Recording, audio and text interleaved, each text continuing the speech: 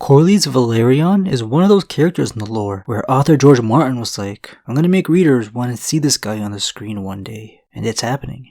If things go smoothly with the House of the Dragon prequel, Corlys will play a very major part in the story. The prequel may jump around in time, heading into flashbacks to add some context, judging by the first trailer. 129 AC is when the Targaryen Civil War that it will focus on takes place, but we should see the build-up to this conflict 20 years prior. Game of Thrones began in 297 AC, so we're going pretty far back in time for the prequel. By 129 AC, Corlys Velaryon was already a living legend at the age of 76. He lived a very full life, worthy of carrying a prequel of his own adventures where we would see him become the Sea Snake, an appropriate epithet he picked up in his younger days on the waters. Steve Toussaint will have to portray this character in House of the Dragon, and people are already screaming at their screens about this casting. I'm not going to spend too much time on the controversial topic because it is what it is, and all our bitching isn't going to change anything. House Velaryon is the Targaryens' closest allies ever, as far as we know. They both originate from Valyria, a peninsula that before it blew up was the greatest superpower in the world, because of certain families having the ability to tame and control dragons with fire and blood magic. House Targaryen was one of these Dragon Lord families, and House Velaryon was not. Even before the Targaryens migrated to Westeros to escape doom, the Velaryons sailed here and settled on an island called Driftmark, very close to the island Dragonstone that would be the Targaryens' home much later. When Aegon Targaryen decided to attempt his conquest on the Seven Kingdoms, it was the Velaryons' ships that carried Aegon's soldiers across the waters, and later formed the greater part of the royal fleet. So Targaryens controlled the airs with the dragons, and Velaryons the seas. Through the centuries, their close relationship led to many marriage alliances between houses. All Targaryens carry Velaryon blood, and vice versa. While this may sound weird, having a Dragonlord family member bless you with DNA meant dragon riders for your own family.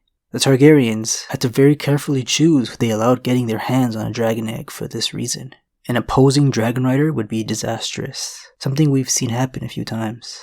The Velaryons were trusted with this honor, so it doesn't make much sense seeing family members who originated from Valyria, who are normally described as having pale skin, purple eyes, and silver gold hair, be played by black actors. Then it gets more messy with all the cross marriages with the Targaryens.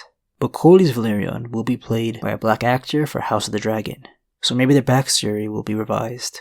I mean, House Velaryon, who are historically in control of the majority of the royal fleets, weren't even in Game of Thrones. So they probably saw this as an opportunity for some diversity in the cast and the fictional world that was lacking representation. It's easy to forget that acting is a career for some, and I don't know how many white writers factor the need for diversity in their novels and scripts. With all that out of the way, Corlys Velaryon recently had his character fleshed out even more with the Targaryen lore book, Fire and Blood. We know so much about him that show writers on House of the Dragon have their work already done for him. Imagine that, a Velaryon with more backstory than a lot of Targaryens in their own lore book. Corlys was named after one of his past relatives that served as the first Lord Commander of the Kingsguard. King Aegon the Conqueror also selected a Velaryon to serve as his first master of ships. You can see why they were considered the second house of the realm under Targaryen rule. As per tradition for the Sons of the Seahorse referencing the family sigil, would go out to sea at a very young age. In the case of Corlys, his first taste at a sailor's life was at 6 years old. Martin writes in Fire and Blood that no Velaryon, before or since, ever took to shipboard life as eagerly. His first time on the waters was with his uncle.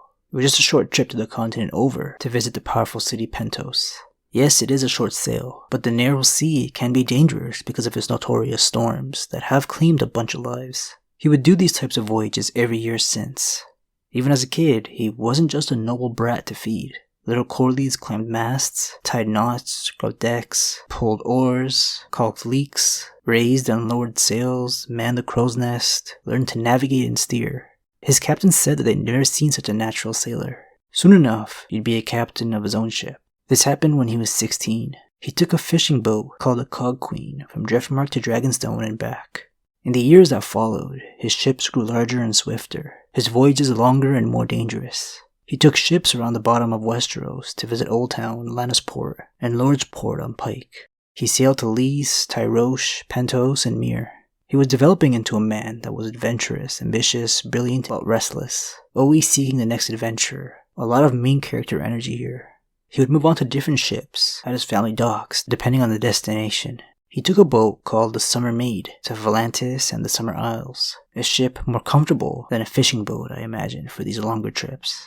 To go north, Corlys picked out the Ice Wolf to check out Braavos, Eastwatched by the Sea, and Hardhome, before turning into the Shivering Sea for Lorath and the port of Yben.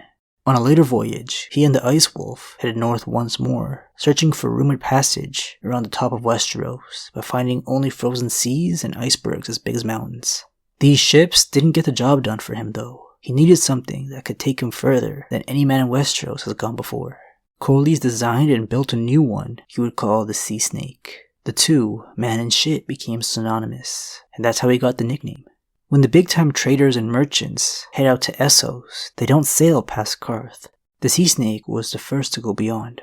The official map you're staring at right now is in the perspective of a Westerosi, which means what we know about this world's geography is mostly thanks to Corlys.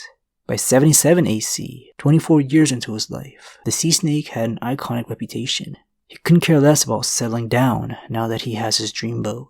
When a young Targaryen princess visited him on the Velaryon's island of Driftmark, she complained he liked his ships better than her, so returned home without a betrothal. His mind was too occupied preparing for what would be known as the Great Voyages. During the first Great Voyage, he made it through the Jade Gates to Yeti and the Isle of Lang, returning with so much silk and spice that he doubled the wealth of House Velaryon in a stroke. Yeti and Lang are as exotic as it gets in the eyes of a Westerosi. The Golden Empire of Yeti is the oldest known civilization, still standing and thriving. So whatever treasures or goods you can get here are priceless over in the west. Okay, so there's Essos, right? But the more mysterious regions past the Bone Mountains here are referred to as further east. On his second voyage on the Sea Snake, he sailed even further to Ashai by the Shadow, a scary place to be. Unknown territory is an understatement. This dark and eerie place, full of strange magic users, at the edge of the known world, is the definition of a mysterious. Two major things happened at the port here. For some unexplained reason, it's mentioned in Fire and Blood that Corlys lost his love and half his crew here, if the tales are to be believed. We do know that animals brought into Ashai soon die, so that could have something to do with it. Nothing healthy or ingestible is found here, not even the water. But because of his voyage to Ashai, we learn a little more about this world. It may seem obvious that the planet is a globe, but this is a primitive world filled with a bunch of superstitious beliefs. Ashai is not the edge of the world. It just curves back around to the western waters. Corlys learns this by spotting an old ship that ventured west of Westeros, and apparently ended up at the docks of Ashai. On his third voyage, he tried the Shivering Sea instead, becoming the first Westerosi to navigate the Thousand Islands and visit the bleak, cold shores of Nagai and Masovi, more scary places full of very different traditions. Nagai having the reputation of using necromancy to bring the dead back, Masovi with all their demon hunters, and Thousand Islanders looking like this. When it came to the Shivering Sea, Corlys had his curiosity more than satisfied. In the end, the Sea Snake made 9 voyages. On the 9th, Sir Corlys went back to Qarth, laden with enough gold to buy 20 more ships and load them with all the saffron, pepper, nutmeg, elephants, and bolts of the finest silk. Only 14 ships of the fleet arrived safely at Driftmark, and all the elephants died at sea. I wanted those elephants. Yet even so, the profits from that voyage were so vast that the Velaryons became the wealthiest family in the Seven Kingdoms, outdoing even the Lannisters for a time. The Great Expeditions were so impactful, an entire book within this universe was written by a maester called the 9 Voyages to detail all the information gathered by Corlys. After his 9th trip to Qarth, the Sea Snake was next in line to rule over Driftmark as the new Lord of Tides.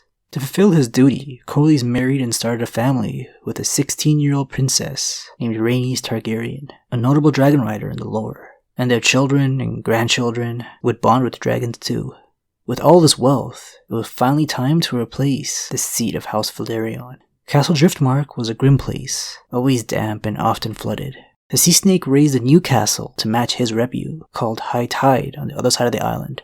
After his life on the seas had to be put on hold to serve kings and be a lord, he focused his ambition on the Game of Thrones. Inheriting lordship in his family usually earns you a spot on the king's small council as master of ships. So many Lords of the Tide served on the small council as master of ships that the office was widely seen as almost hereditary, but there was never someone as qualified as a sea snake. He tripled the royal fleet's size with all his wealth.